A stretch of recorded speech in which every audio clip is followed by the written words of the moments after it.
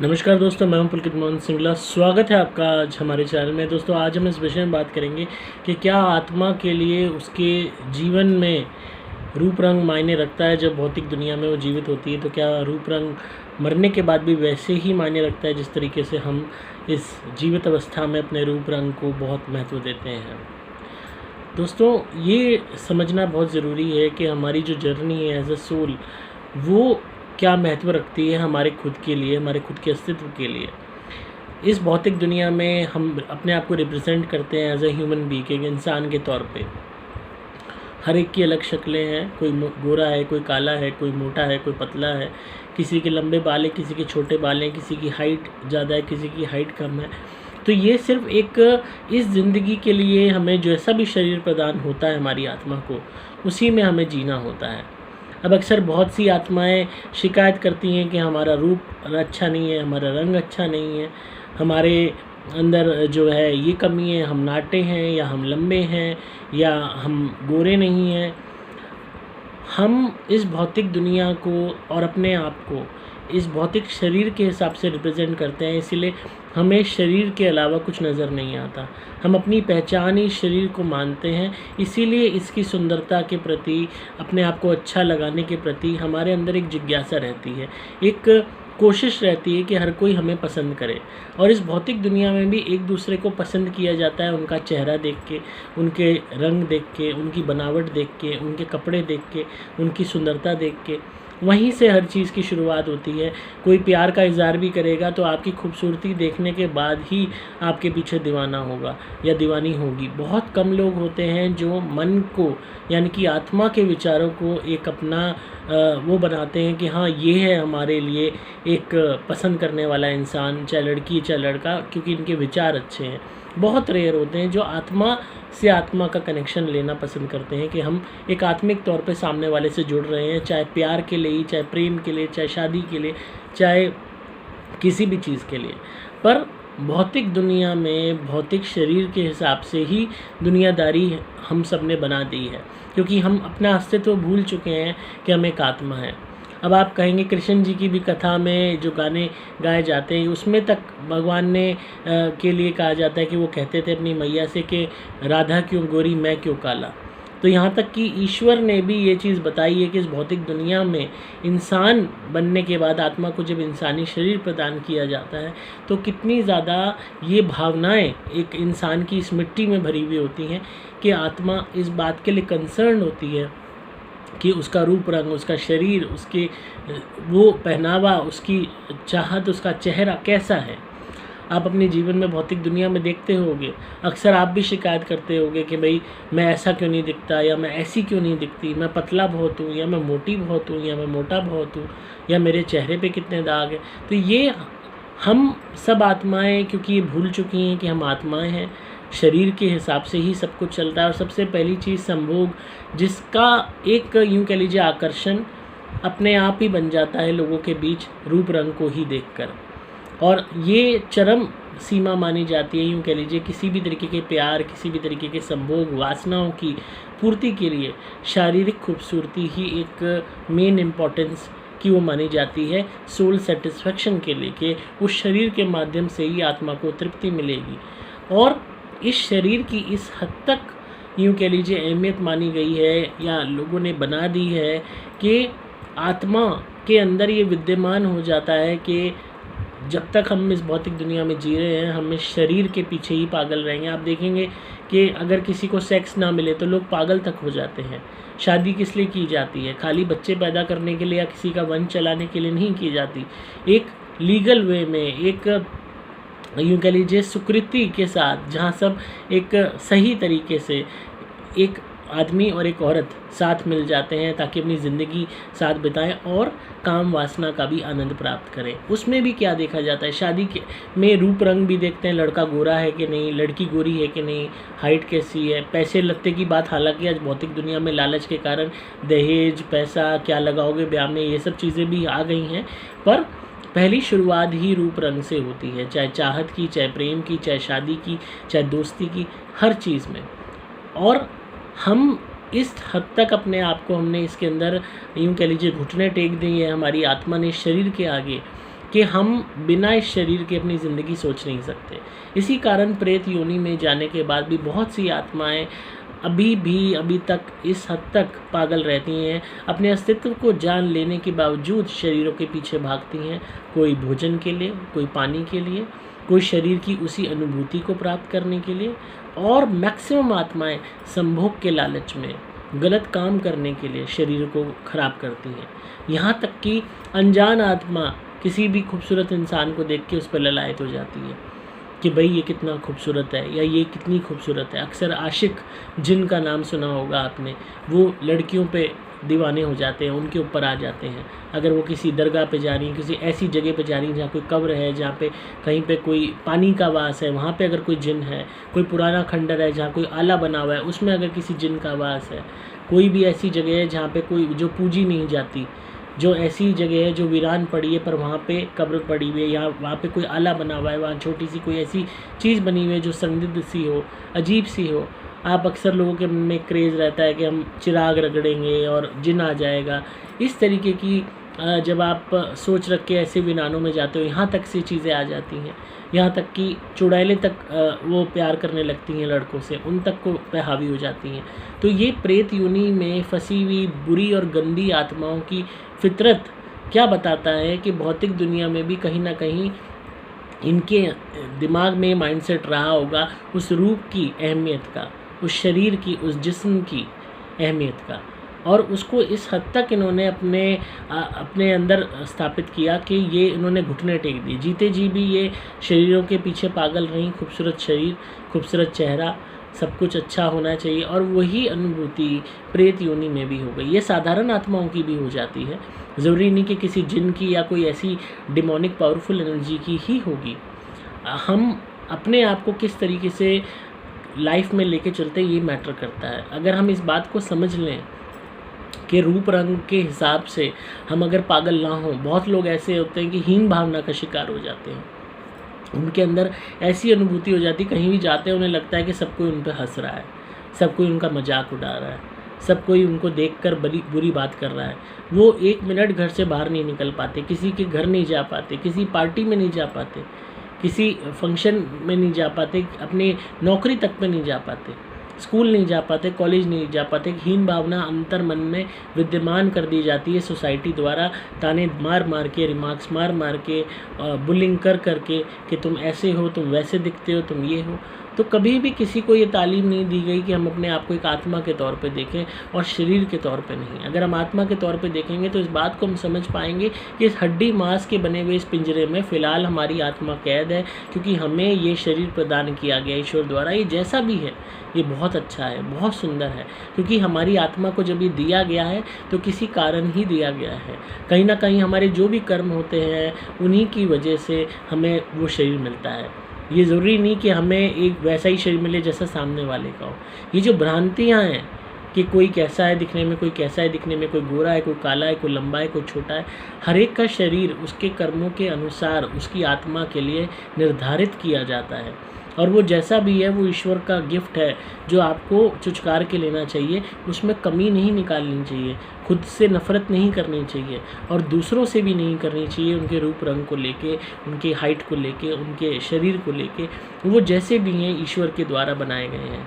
आप जिस दिन इस बात को समझ जाओगे कि हमें एक शरीर के पीछे ललायत नहीं होना, चाहे संभोग के लिए, चाहे शादी के लिए, चाहे दोस्ती के लिए, चाहे खुद के लिए, अगर आप इंसान को उसके विचारों से पसंद करने लगोगे, उसकी आत्मा को पसंद करने लगोगे, तो आपको ये शरीर की लालसा कभी भी पागल नहीं करेगी। कभी भी आपके अंदर ऐसी अनुभूति पैदा नहीं होगी कि आप किसी के मन को ना पढ़ें, सिर्फ उसके शरीर के हिसाब से उसको जज करें। मैं अगर अपनी ज़िंदगी की बात करूं, आपने देखा होगा मेरी पुरानी वीडियोस, बहुत सारी जो मेरी वीडियोस थी उसमें मेरा कितना चेहरा मोटा आता था, इतनी बड़ी डबल चिन होती थी। हालांकि डबल चिन अभी भी है, थोड़ी रिड्यूस हुई है, थोड़ा वेट लॉस हुआ है मेरा, पर पहले की अगर आप मेरी वीडियोस उठा के देखें तो आप देखेंगे कि मेरा चेहरा कैसा आता था। और कई लोग जो है, जब मैंने शुरू में वीडियोस बनाता था तो बहुत लोग कमेंट भी करते थे कि चेहरा बहुत ख़राब आ रहा है। यहाँ तक कि मेरे ये जो है यार दोस्त हैं, रिलेटिव्स हैं, इन्होंने भी कहा कि भाई आप जो है ऑडियो ही बनाओ, अपना चेहरा देखो बहुत बुरा लग रहा है, बहुत गंदा लग रहा है, बहुत अगली लग रहे हो।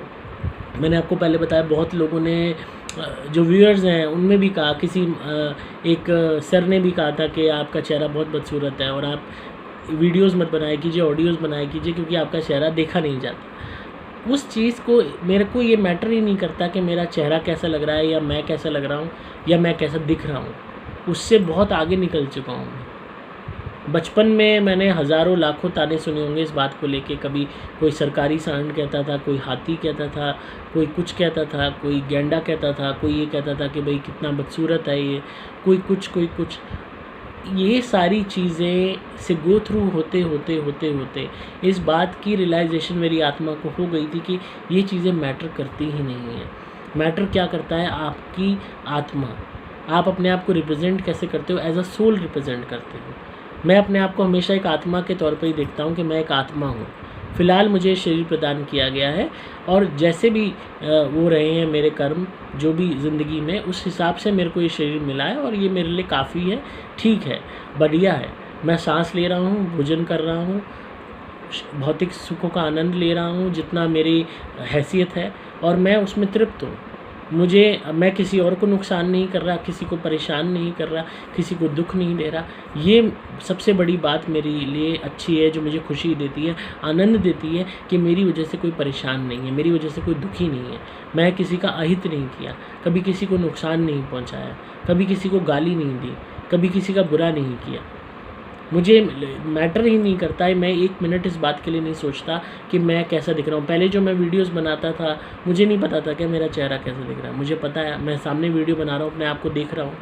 मुझे मैटर ही नहीं करता कि मैं कैसा लग रहा हूँ या क्या नहीं। आपने देखा होगा मेरी वीडियोस में कभी दाढ़ी बढ़ी हुई होती है, इतनी ज़्यादा बढ़ जाती है कि आप लोग ही टोकते हो कि सर शेव कर लो, और कई दफ़ा आप देखते होगे कि मेरा जैसा भी चेहरा है मैं आपके सामने आ जाता हूँ, कैसे ही मैंने कपड़े पहने हुए। यहाँ तक कि कई दफ़ा जो है कपड़े अगले दिन भी वही होते हैं जो मैंने पहने होते हैं, क्योंकि ज़्यादा कपड़े मैं रखता नहीं हूँ अपने पास। तो आपने कई दफ़ा कमेंट भी किया कई लोगों ने कि कपड़े बदल लिया करो, आपके पास ज़्यादा कपड़े नहीं है तो ले आओ, क्योंकि रोज़ नए कपड़े पहन के आप वीडियो बनाओ या और अच्छे कपड़े पहन के वीडियो बनाओ। मुझे ये चीज़ मैटर करती ही नहीं है। मेन चीज़ मैटर सिर्फ ये करती है कि इस जर्नी में मेरे द्वारा अच्छे से अच्छे कर्म हों और मैं किसी का अहित ना करूं, किसी का गलत ना करूं, और जितना हो सकता है लोगों की हेल्प कर सकूं, जितना बस की है।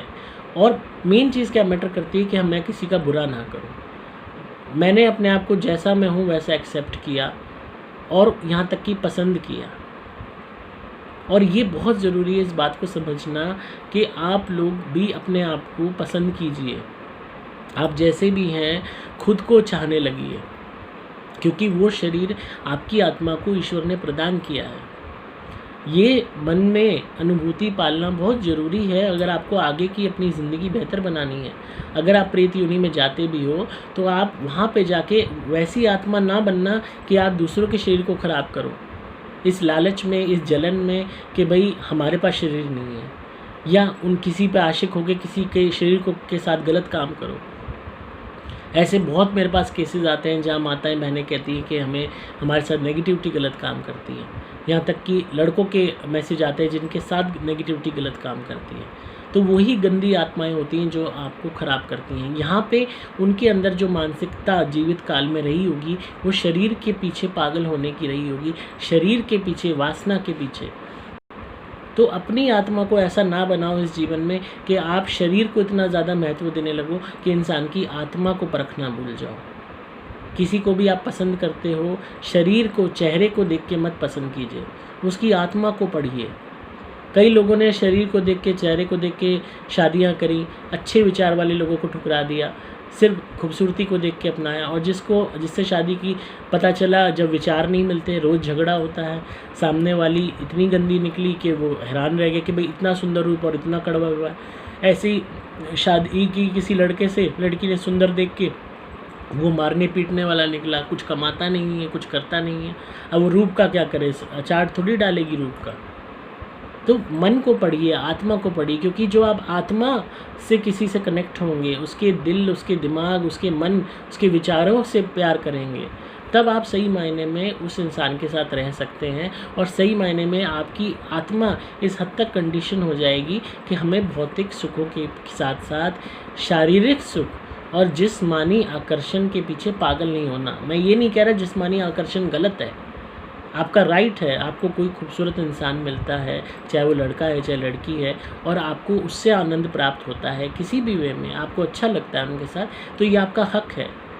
जो दो लोग आपस में आकर्षित होते हैं, ये उनका हक है कि वो एक प्यार करें एक दूसरे को, अगर वो एक दूसरे के प्रति आकर्षित हो रहे हैं। जानवर भी अगर आप देखो तो वो तरह तरह की कलाएँ दिखाता है, रंग दिखाता है कि अपने पार्टनर को आकर्षित करने के लिए, तो वहाँ भी शरीर का महत्व आ जाता है। पर हम क्योंकि इस चीज़ की कॉन्शियस को रियलाइज़ कर पा रहे हैं कि अपने आप को पहचानना, अपने आप को समझना, तो हमें ये समझना ज़रूरी है कि हमें शारीरिक सुख, सुंदरता, बाहरी सुंदरता, चेहरा, वजन, हाइट, इन चीज़ों के पीछे इतना पागल नहीं होना कि हम इंसानियत भूल जाएं, हम प्यार भूल जाएं, हम आत्मा भूल जाएं, हम इमोशनल लव भूल जाएं। हमें वो नहीं होना। अगर हम अब बात करें अपने माँ बाप से कितना प्यार करते हैं, क्या हम देखते हैं वो कितने सुंदर हैं या कितने बदसूरत हैं? अपने भाई बहनों से कितना प्यार करते हैं? हमारे लिए वो जैसे भी हैं हमें बहुत प्यारे हैं। ये भावना हम बाहरी तौर पे नहीं अपनी बढ़ा पाते, वहाँ हम रूप रंग से तोलते हैं, कपड़ों से तोलते हैं।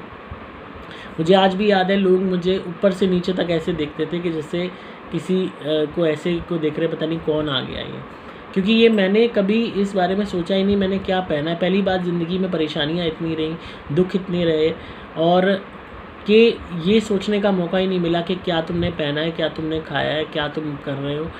जो भी है बस ये था अपने कर्तव्यों को पूरा करना है।